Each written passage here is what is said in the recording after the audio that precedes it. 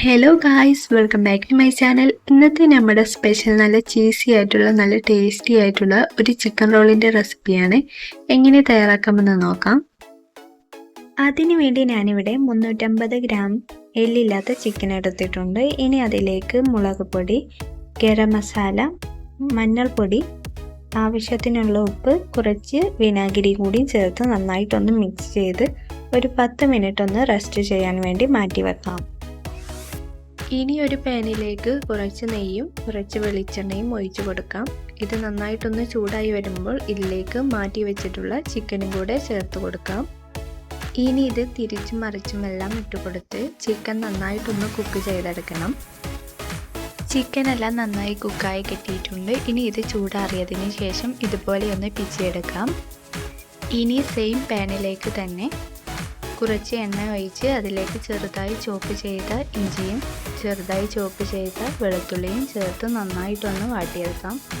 ഇതുപോലെ ഒരു ഗോൾഡൻ കളറാകുമ്പോൾ ഇനി ഇതിലേക്ക് ചെറുതായി അരിഞ്ഞ ഒരു സവാളയും ചെറുതായി അരിഞ്ഞ ഒരു ക്യാപ്സിക്കനും ചേർത്ത് കൊടുക്കാം. ഇനി ഇത് നന്നായിട്ടൊന്ന് റോസ്റ്റ് ചെയ്തെടുക്കാം. ഇനി ഇതുപോലെ നന്നായിട്ടൊന്ന് കുക്കായി വരുമ്പോൾ ഇനി ഇതിലേക്ക് 1/2 ടീസ്പൂൺ മുളക് പൊടിയും 1/4 ടീസ്പൂൺ മഞ്ഞൾപ്പൊടിയും 1 ടീസ്പൂൺ ചിക്കൻ മസാലയും കുറച്ച് കുരുമുളക് പൊടിയും 1 ടേബിൾ സ്പൂൺ സോയാ സോസും 2 ടേബിൾ സ്പൂണോളം ടൊമാറ്റോ സോസും ചേർത്ത് കൊടുക്കാം. ഇനി ഇത് നന്നായിട്ടൊന്ന് മിക്സ് ചെയ്തെടുക്കാം. ഞാനിവിടെ ഇപ്പോൾ ഇതിലേക്ക് ഉപ്പ് ചേർത്തിട്ടില്ല. നമ്മൾ ഇതിലേക്ക് സാൾട്ടഡ് ചീസാണ് ചേർത്ത് കൊടുക്കുന്നത്, അതുകൊണ്ടാണ് ഉപ്പ് ചേർക്കാത്തത്. നിങ്ങൾ നോർമൽ ചീസാണ് എടുക്കുന്നതെങ്കിൽ കുറച്ച് ഉപ്പ് ചേർത്ത് കൊടുക്കാവുന്നതാണ്. ഇനി ഇതിലേക്ക് 2 സ്ലൈസ് ചീസും പിച്ചി വെച്ചിട്ടുള്ള ചിക്കനും ചേർത്ത് നന്നായിട്ടൊന്ന് മിക്സ് ചെയ്തെടുക്കാം. ഇതുപോലെ നന്നായിട്ടൊന്ന് മിക്സ് ചെയ്തതിന് ശേഷം 1 സ്ലൈസ് ചീസ് കൂടെ ചേർത്ത് കൊടുക്കുന്നുണ്ട്. ഇനി ഇതൊന്ന് മെൽറ്റ് ചെയ്തെടുക്കാം. ചീസെല്ലാം നന്നായി മെൽറ്റായി വരുമ്പോൾ സ്റ്റൗ ഓഫ് ചെയ്യാവുന്നതാണ്. ഇനി ഇതാ ബ്രെഡിൻ്റെ ഭാഗങ്ങളൊന്ന് മുറിച്ച് കളഞ്ഞെടുത്തിട്ടുണ്ട്. ഇനി ഇത് പത്തിരി മെഷീനിൽ വെച്ച് ഒന്ന് തിരിച്ചും മറിച്ചും ഇട്ട് നന്നായിട്ടൊന്ന് പരത്തിയെടുക്കാം. ഇനി ഇതിലേക്ക് ഫില്ലിങ്സ് വെച്ച് ഇതുപോലെ ഒന്ന് പതിയെ റോള് ചെയ്തെടുക്കാം. ഇതിൻ്റെ ഭാഗങ്ങൾ ഒന്ന് മുട്ട തേച്ച് കൊടുത്ത് ഇതുപോലെ ഒന്ന് ഒട്ടിച്ചെടുക്കാം.